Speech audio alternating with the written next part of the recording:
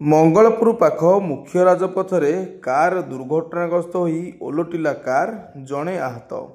ସୁକିନ୍ଦା ଥାନା ଅନ୍ତର୍ଗତ ମଙ୍ଗଳପୁର ପାଖ ମୁଖ୍ୟ ରାଜପଥରେ ଗୁରୁବାର ସନ୍ଧ୍ୟା ସମୟରେ ଏକ କାର ଭାରସାମ୍ୟ ହରାଇ ଦୁର୍ଘଟଣାଗ୍ରସ୍ତ ହୋଇ ଓଲଟି ପଡ଼ିଥିବା ଦେଖିବାକୁ ମିଳିଥିଲା। ଏହି କାର ଦୁର୍ଘଟଣାରେ ଚାଳକ ଆହତ ହୋଇଥିଲେ। ସୂଚନା ମୁତାବକ ଜାମୁପୋଷି ବାସିନ୍ଦା ସରୋଜ କୁମାର ମୁଦୁଲି ନିଜ କାର ନେଇ କଟକ ଯାଇ ବ୍ୟକ୍ତିଗତ କାର୍ଯ୍ୟ ସାରି ଫେରୁଥିବା ବେଳେ ତାଙ୍କୁ ନିଦ ଲାଗିଯିବା ଫଳରେ କାର ଭାରସାମ୍ୟ ହରାଇ ଦୁର୍ଘଟଣାଗ୍ରସ୍ତ ହୋଇଥିଲା।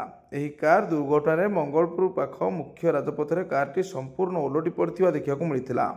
ଦୁର୍ଘଟଣାଗ୍ରସ୍ତ କାର ମଧ୍ୟରେ ଚାଳକ ସରୋଜ କୁମାର ମୁଦୁଲି ଆହତ ଅବସ୍ଥାରେ ଫସି ରହିଥିବା ସ୍ଥାନୀୟ ଲୋକେ ଦେଖିବାକୁ ପାଇଥିଲେ। ସ୍ଥାନୀୟ ଲୋକମାନେ ତୁରନ୍ତ ତାଙ୍କୁ ଦୁର୍ଘଟଣାଗ୍ରସ୍ତ କାର ମଧ୍ୟରୁ ଉଦ୍ଧାର କରି ଗୁରୁବାର ସନ୍ଧ୍ୟା 7 ଘଟିକା ସମୟରେ ସୁକିନ୍ଦା ଗୋଷ୍ଠୀ ସ୍ୱାସ୍ଥ୍ୟ କେନ୍ଦ୍ରରେ ଭର୍ତ୍ତି କରି ପ୍ରାଥମିକ ଚିକିତ୍ସା କରାଇଥିବା ଦେଖିବାକୁ ମିଳିଛି।